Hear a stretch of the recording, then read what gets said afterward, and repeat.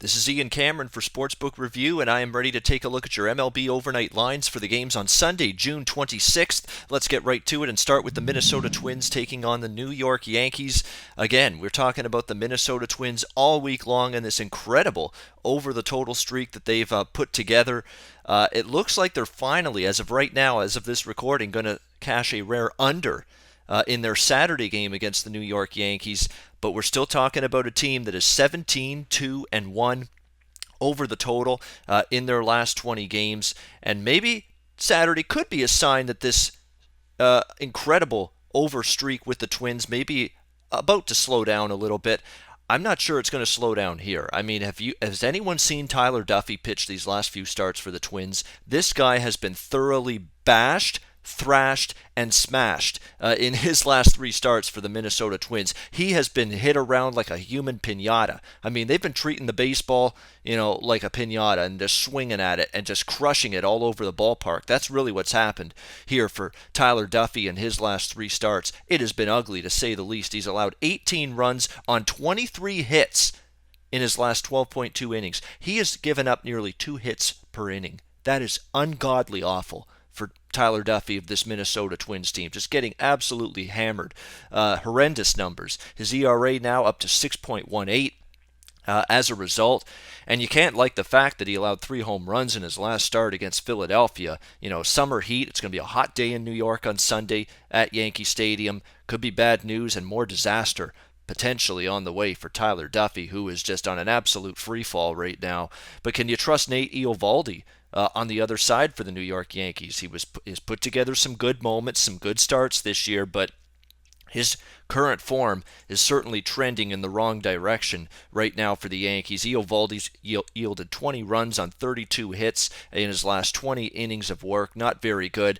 I mean, he just faced Minnesota last week, and the Twins put together a pretty good approach against Eovaldi. Eovaldi allowed 4 runs on 6 hits in 5.1 innings over that start. So Eovaldi, again, he's got all the talent in the world to be a good, consistent starter, but he's rarely consistent. That's the problem with him, and that's the frustrating part, I'm sure, if you're a New York Yankee fan. Total of this game at 9.5. I'm going to look over the total one more time. I may ease off this little trend if it doesn't cash here, but to me, I still handicap each game. I throw the trends aside. I look at the pitching matchup. I look at the offenses, and I think both offenses should be able to score. I don't trust either pitcher. Duffy and Eovaldi both in poor current form right now. The over is 6-0-1.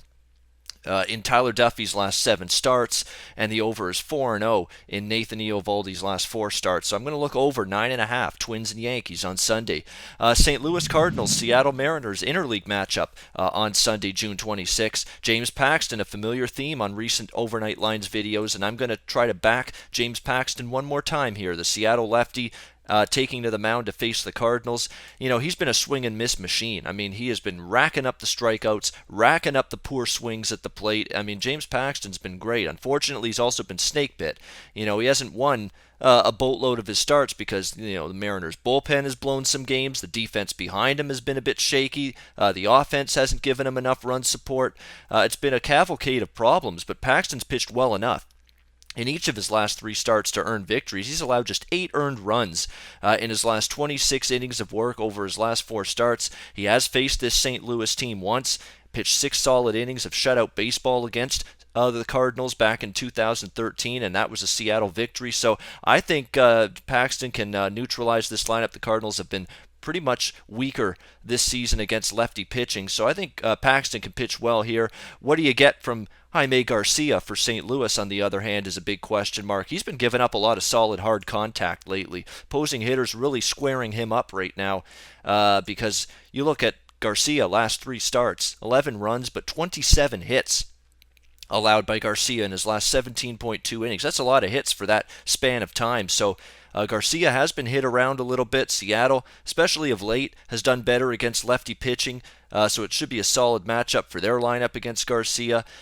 Paxton has a very, very good track record as well here at Safeco Field. He's really been at his best pitching here in his home ballpark. He's allowed just a single earned run in 12.1 innings pitched at Safeco this season. So, pretty cheap price here. Even money with Seattle, with James Paxton, minus 110. I'll take that. I'll look to back Seattle at that nice minus 110 price.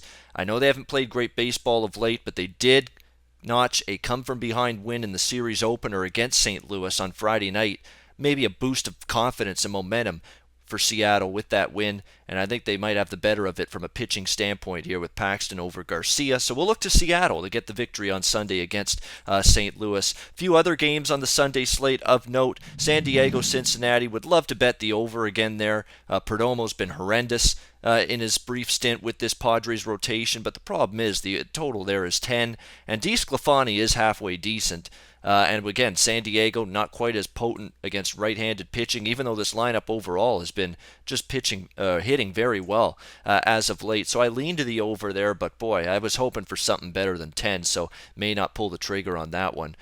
Steven Strasburg returns after missing his last start. They skipped it due to a little bit of an injury, but he's back in the Nationals rotation against Milwaukee. But as good as Strasburg's been, and he's been fantastic, I'm not laying minus 180 with Washington on the road. No chance. None. Zero. That I'm going to be doing that, because this team is not playing good right now. Finding ways to lose games. Not hitting in the clutch. Defensive miscues. Just a woeful bullpen. I mean, Washington's bullpen has just been an absolute nightmare the last few weeks. So that's a concern for me here. And Jimmy Nelson, unfortunately, he's been hit around quite a bit of late, not pitching quite as well as he did earlier in the season, so I'm not sure I trust him, but it's a very, very steep price for Strasburg and the Nationals in that one, considering they've been finding ways to lose games pretty much all week long, and just not doing a very good job putting wins together at this point in time. You got Aaron Nola on the mound. He's really taken a fall from grace. You have to wonder if this young pitcher's hit a wall. He's young. He's not used to a full major league season. Maybe the innings starting to pile up and his arm's starting to tire out already here at the end of June. He's just been absolutely smacked around, has Aaron Nola in his last few starts. San Francisco, though, of course, Johnny Cueto, we know how good he's been, but obviously it's well priced there. Arizona, Colorado, again, that series has been high scoring so far. Wouldn't surprise me to see it continue, but is there value? 12.5. And it is worth noting, Patrick Corbin has pitched a little bit better in his last two starts, which is a positive sign for the Arizona Diamondbacks, that he has pitched better. And you look at his numbers, his track record here in Colorado, his last three starts here at Coors Field. You always got to look at that past history in this ballpark, because it's always a challenge for certain pitchers. Patrick Corbin has allowed just 7 runs over his last 3 starts at Coors Field. So he has a decent track record here in this ballpark. Maybe you look toward Arizona. It's just a lean for me right now, but Corbin is pitching a little bit better of late. Maybe he can go in there and give the Diamondbacks another solid outing, chance to win. And again, his track record at Coors, not too bad. So that's something you like to see there, that's for sure. Cleveland, the Red Hot Indians against Detroit. Tomlin, to me, is starting to run out of gas a little bit. Hasn't been quite as sharp, but still, his overall win-loss record on the mound with this Cleveland team has been fantastic. So I'd still probably lean a little bit to Cleveland. You're just getting a nice price. There's nothing you can say negatively about Justin Verlander. He's been terrific. He's been consistent all season, but I think the price is too good there with Cleveland. If I had to play that one, I would look to the Indians as a dog there, around plus 120, plus 125. And the disappointing one for me in terms of a price is Houston with Doug Fister on the mound. I've been looking to back Doug Fister of late. He's in a great form right now. After some early season struggles, he is on a great roll right now. In fact, he's allowed 3 runs or less in his last 10 starts. Houston's a perfect 10-0. 10-0 in Doug Fister's last 10 starts. Just terrific. They've been winning start in, start out with Fister on the mound. But is this value?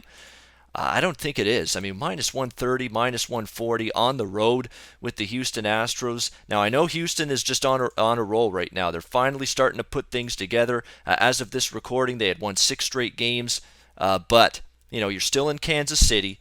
You're still playing a team that has a 25-9 home record at Kauffman Stadium.